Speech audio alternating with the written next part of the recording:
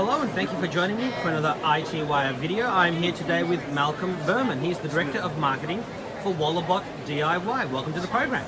Thanks, great to be here. Now I can see a picture of the Walabot behind us, but I'll get you to just briefly tell us what it's about, but we'll go into more detail. But then also tell us what was the reason for coming up with the product, and a bit about the history of the company, and a bit about your own personal history in the world of tech. So we'll be talking about Walabot, but actually our parent company is Vyar. V-A-Y-Y-A-R. Yeah, Vyar. And basically Vyar was founded with a mission to use radio frequency technology to actually detect early stage breast cancer. Wow. Basically, using radio frequency technology, it's able to penetrate through objects, classify what those objects are, and really create a 3D real-time image of the environment without any camera.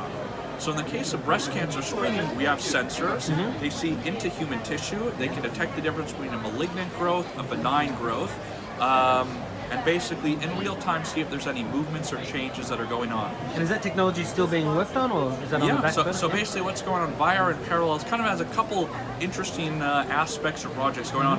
One is the breast cancer screening. There's in vivo trials that are going on now for that.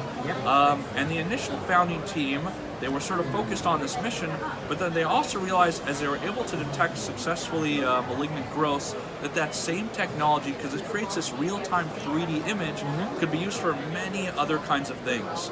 So if you think about things that are going on in automotive or smart home, if you can all of a sudden sense what's going on in the exterior of the car, something like a radar system, there's value, but also that same technology from Vyar that can do that also can tell what's going on inside of a car. So if a driver is driving and they start to get drowsy, their breathing level changes, because it can detect even minute changes in 3D space. In that kind of situation, if someone's getting sleepy, it could send an alert. It could count the number of people inside of a car. If you have a child and there's an accident, you don't want the airbag to be deployed because it could actually harm the child potentially. It could know that kind of information. Even if you get into an accident, if you want to know sort of vital signs for people that are in cars, who's there, where first response should go, the same sort of technology which started about analyzing a small area and seeing what's going on. Now Vyar's put in place sort of many different industries, smart home, monitoring people, robotics, manufacturing, and from there, those same capabilities are also in Walabot, which is a device that's essentially intended for DIYers, renovators, to see through their walls. So it's like an intelligent X-ray. It doesn't quite have the capabilities of an MRI, but it lets you see what you normally can't see and data mine that information and act upon it.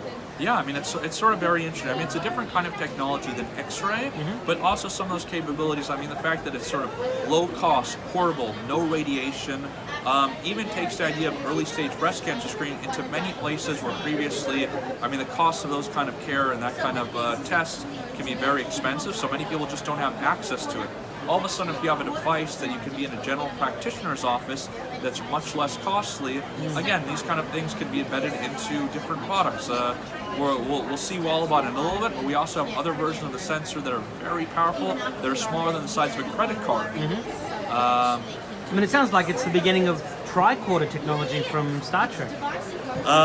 It's sort of been interesting for us because it's kind of the more different people we talk to about it, we get different ideas. It's sort of like we never even thought of to use it for. I remember we were sharing it with people that were in Norway, and they were fishermen, and they actually wanted to use it to look at fish and detect if there were caviar eggs in fish. Because the makeup of the eggs has more like liquid in it than the fish, so it could essentially say, okay, there's caviar eggs. Or we had an example of one person that actually wanted to use it for horror movies. So, I mean, we heard this idea and it was like, what does that mean? The idea to actually, when you're filming a movie and you want to actually understand before you release it, sort of how people react to different scenes. Is the finale strong enough? Do people, are they scared by it? Instead of sort of having a focus group and asking a couple questions and stuff like that, using the device to actually detect on a visceral level if people's breathing's changed, if changes in their body have happened, even to take existing successful like horror movies and reverse engineer and say, okay, every 10 minutes there's sort of a spike in change in the person's body, to use that to actually guide production. And sort of with that, Vyar is a company, so we work B2B, we do the breast cancer screening, but also we work with players sort of, as I mentioned, automotive, smart home, to embed our sensor into their products. What we also wanted to do, though, was actually just sort of learn from the market directly what people wanted. So we started working on a consumer product. It was called Walabot. Yeah. And with that, it's sort of an open source programmable sensor. And we just sort of released into the market to kind of hear from people how do they want to use it? What are different ideas that people are coming up with that, like, again, as mentioned, like, you know, very creative things. There was a father that sort of decided to use it. His son was in a wheelchair, and he put Walabot at the base of the wheelchair for obstacle collision avoidance. Yeah. So it's sort of been an interesting learning for us, even about how people want to use it. And from there, we started to get very kind of clear feedback about a couple of different areas that people were saying, you know, this would help us. With that, we've got WalabotDIY, and here's also the sensor you can see here too. Yeah, I'm just holding the box up there. Sure. Because we can see a nice color picture. But yeah, show us how. Okay. I mean, and what is, you mentioned before some sort of radio waves. What is the sensor technology that is being used to be able to allow us to see through walls? Sure. So I mean, basically, it's radar technology. And I've actually got something back here I can show you a little bit. Pass me this one. This one here? Yeah, great. Bear with me for a second. Yeah, I'm just holding the box here. See what's inside your walls.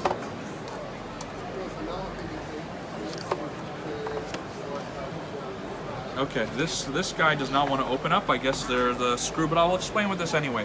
Basically, inside of this device, and inside of all of our different sensors, they're powered by a VIR chip. Yeah. And the way that it works in this case is we have an array of antennas on the back of the sensor.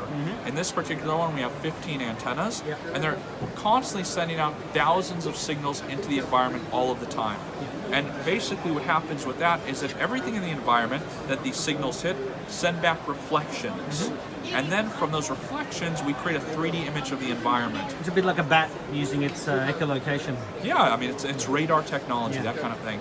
The thing that gets quite interesting, though, with that is that different objects absorb the signals in a different way. So, for example, the signals traveling through you, there'll be a certain percentage will be absorbed and sent back, versus a wooden stud or a chair behind you or different things in the environment. That's also the core of the technology that can do things like, if you take the sensor, and it's not the Walabot, but it's via our sensors, and you connect it to a machine that's milking a cow, all of a sudden it can look at the different makeup of milk that's coming out, the protein, the fat levels, water, to actually detect whether the levels are unusual, the cow could be sick, to stop milking cows. Or also, you put the sensor into the ground and you've got the roots of plants, it can tell the saturation point, how much water's in those plants, so you don't overwater crops.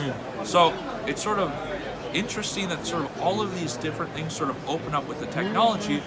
So what we wanted to do, though... It's like another sense. It's like the sixth sense or something. It's also very interesting because it's one of the technologies that doesn't use a camera. Yeah. So even when you think about environments where there are some solutions, like let's say it's monitoring people or security applications, there's certain areas where if you have a security camera, you would never want to go, like a bathroom. But if you think about the example of, like, let's say senior care, most of the falls that happen would either happen in a bedroom or a bathroom.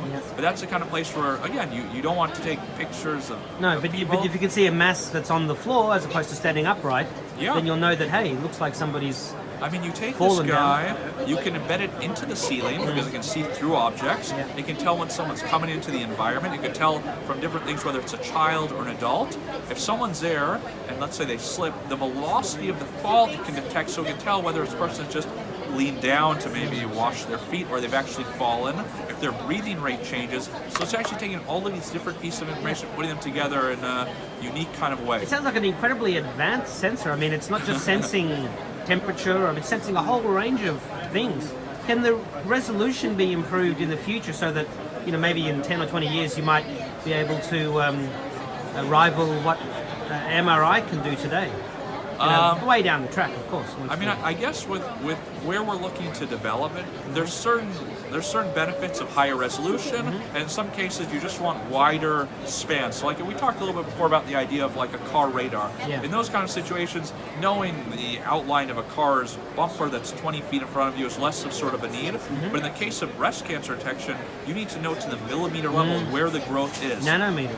So I mean, in those kind of cases, what we do is we have customized sensor boards that have got configurations of many of them together, and like with the breast cancer screening device, all of a sudden it takes them and creates a very high resolution image. So we're never trying to get an image the way like an optical camera would, because then that puts you into sort of a different category, and there are limitations with that as well. Yeah.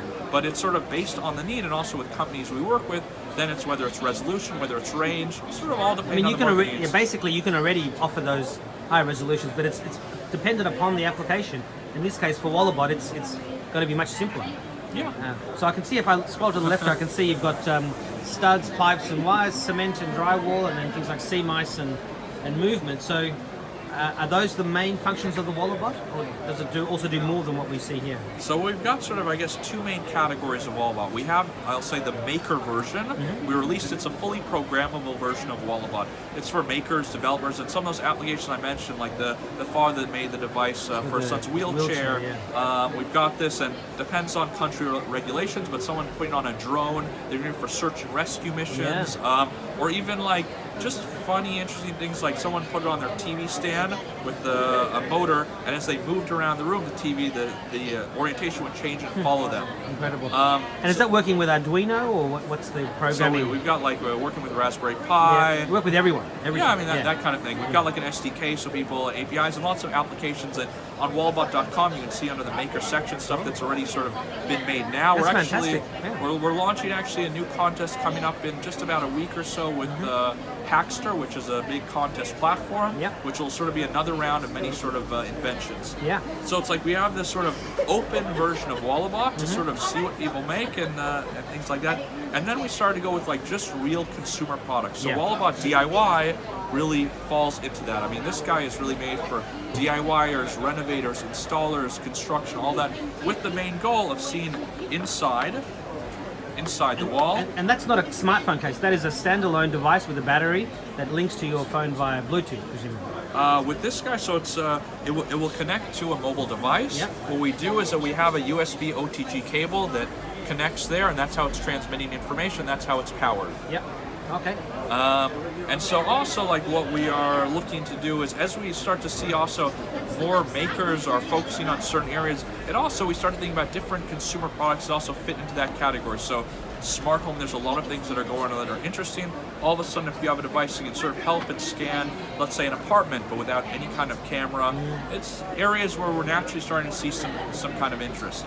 And I guess in answer to your question about WalabotDIY specifically, sort of the way that we also wanted to kind of release the product was, we were like, okay, what are the most common things people want to use it for? Let's get that out, let's see how they react to it, and then from there, let's build it out more and add on features. So like, I guess if you think about like a typical stud finder product, usually like what you get day one is what you get. With this sort of, we're hearing back from people about like, yeah, I mean, there's software updates happening all the time. There's actually one that happened last night. The team was working late into the night with some of the changes there. So. Go on, sorry, go on. So this guy, basically, the main focus is seeing through cement, drywall up to 10 centimeters, detecting pipes, studs, wires, movement if you have like mice running by, if you've got, let's say, a termite nest even, or wasp nest, sort of some of those capabilities. Yeah, I mean, sometimes you see, in someone's house, you can see like a little wasp going into a hole in the wall, and sort of, you don't necessarily want to get too close, but if you could sort of, I don't know, put the Walabot on a stick or something, securely on a selfie stick holder and put it there, you can probably see how big the nest is inside the eaves or whatever of the house. Also, I mean, every time I watch those Stargate movies or Star Trek, every time the guys, the good guys end up on the alien ship, right? Yeah. And they're going through the Borg ship or whatever. Those ships, they don't have any detection systems. They've got no idea that those guys are on sneaking. They need Walabot on those ships, so that intruder alert, comes on and they'll know. So there's an aerospace application as well. A little bit before its time, but you guys are ready. Every time I meet someone new, there's always some new idea about like. How to use the application. Yeah. So, are you going to be selling this in the Bunningses, the Walmarts, the Mitre 10s of the world, or is it only for sale online, or where can you get it? And what does it cost? Okay, so basically with WalabotDIY, we're releasing this to the Australian market. We're at the Sydney Home Show right now, and this is basically sort of like our launch for the product. We're selling it online. Next steps for us is we usually, and this is sort of the model we've had in the States, then we start to spread to other online retailers. I know Amazon is launching in Australia soon. And then after that, the idea is to go into brick and mortar. So it's sort of the kind of path we've been doing in America. And now Australia, we found that sort of, even before kind of reaching out to Australia, we were just sort of noticing a lot of You were getting orders already, right. So we thought it's Makes like time to come here, nice place to sort of explore more. So where is it for sale in the States? Bed Bath and Beyond, or so right now we're basically Sears or something? I don't know all the stores. I've been there, but you know. So right now we're selling, we're actually just starting sort of our retail outreach in the States. We're selling at a store called B&H. I would say that we are about to be in some of the large big box retailers, but the specifics of those I literally need maybe like a week or so. And then it's people also will know. top secret. So what was the price again? And there's a special, isn't there? Sure. At the moment? So basically, we're now launching here. The price normally is 220 Australian dollars, but now you can get it for 165. And can you just go to walabot.com and order it, or do you have to come to the home show to get it for that price? If you're at the home show, you can get it, but also you just go to walabot.com, you can get it there. And that's special for a couple of weeks or something? Or? I don't know the end date for the special. I know our goal is also with the Australian market, let's get it out there, let's get into a lot of people's hands. It's not about sort of really pricing it extremely high. It's like, let's just let people get exposed to it. Let's learn from them also the needs of the Australian market. If there's specific things they want, our R&D can then start to also take that input and help to refine it. So the sale will not last forever, but the idea is also just like, let's spread it. Have any of the home improvement shows approached you, or have you approached any of those? I used to be part of a show called Room for Improvement on Channel 7 back in the mid-2000s. I wish it was still on, but you know, we would have happily used that. But in Australia we have The Block, and there's Renovation Rescues, and the States must still be awash in renovation shows. Has anyone done that yet, or are you still waiting for someone to say, hey, we want to? I mean, but the problem is, you know, they'll be happy to get you on the show, but then they'll probably ask you for sponsorship money or something. It's usually the way it goes. It's sort of like, for us, it's been kind of like just getting the general exposure and sharing about it. So like even shows in the States, like being on Fox, the Today Show, Doctors, also on a sort of a couple different integrations on like the DIY show. Well, you've been on DIY Network. Yeah, my question is, have you been on these? And the answer is yes, you have, which is great. We're on like the DIY Network a couple months ago for there's like the I Want That show, and sort of like the cool new products that are coming out, so it was fun to sort of showcase it a little bit. And you must see spikes in your website and all the traffic comes to... We even got a little bit of a surprise because recently, like even the Today Show in Australia, we met some people and it ended up on that, which was just like I guess a week or so ago. Yeah, excellent. So it's I think we want to do more, and we're still learning. Yeah, absolutely, absolutely. So look, you've mentioned the other applications for the via sensing technology. Is there anything else you can? I mean, you must be working on a Walabot 2 in the background somewhere, but by the same token, it sounds like you can just keep programming new functions into the current unit for some time to come. I think what's kind of interesting and could be very fun for us is you've got a group of makers that are developing all kinds of things that are very interesting, and also we don't have the bandwidth to do all these things. Then you've got many consumers that have got a Walabot device themselves. I think that in our future, merging those two groups to give access to just the Walabot DIY owners, a lot of this content people are making, where people can maybe monetize the content or deliver it whichever way they want. I think it'd sort of be a very nice thing where you've got a device which day one for a renovator, construction, can do many things, but then all of a sudden, if again, it's helping to monitor people in your home if someone falls, if it's using it sort of in many of these different kinds of ways. So I think it's the combining of those two groups together can be a fun area to sort of see what happens. No, look, it's great when you have such an open series of possibilities. Normally a product is a product and there's a few app updates, but here the applications are so broad. It is that journey of discovery and seeing what your developers and makers come up with that you never thought was even possible. So. Well, as we get towards the end of the interview, I always like to ask, what's the best piece of advice that you've received in life to help you get where you are today? You know, for me, I guess there's two things. I think taking on big risks in life almost always has unexpected, quite nice benefits. For me, I guess just on a personal level, when I was younger, when I was 23, I decided to move to Tokyo.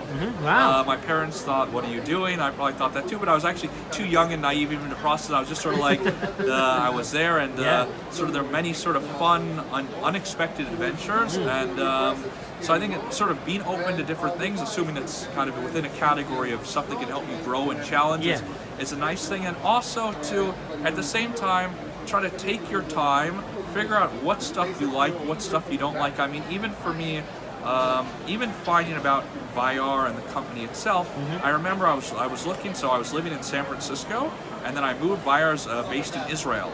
So I made the move to Israel, and I had the urge to sort of jump right into a job, so you have the stability and you sort of know what's going on, and it can help with sort of integration. But I got some advice from a senior manager of mine back in the States, and he said, long term, for you to be happy, it's not about short term sort of just jumping into things and sort of, I guess, dealing with short-term kind of anxieties or worries. Take your time, really learn what's going on, give yourself a chance to really understand what the options are, then you'll be in a much better place to actually choose something that's better aligned with you, and something you can really help other people in. So I guess it's be open to adventure, and at the same time also give yourself time to process stuff. Don't maybe, not knee-jerk reactions, but like take some time to see what's out there, and then you can find the right thing for you. Sure. And I was just thinking, does the AR in VR stand for augmented reality? And if not, maybe it should. This is a form of augmented reality. Mixed reality. It's interesting. No one's ever mentioned that. Well, VR actually is like it's biblical Hebrew that means to see. Well, I listened to a guy called Rabbi Daniel Lapin, who I'm not Jewish myself, but I love this guy. He talks such great sense. He's always talking about how the world really works and ancient Jewish wisdom. And it's interesting, he talks about the different Hebrew characters and how they have different meanings, and the fact that you haven't thought of AR as being part of the word Vyar, and yet that's what kind of it is.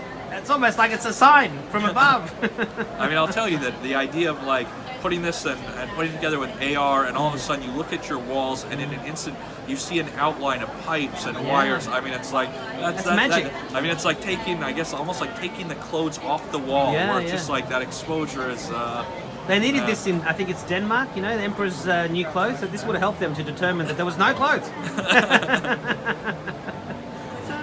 So do you have any final messages? I mean, I'll get a recording of a demo in a separate video that'll be next to this one, but do you have any final messages for ITY viewers and readers and for your current and future customers?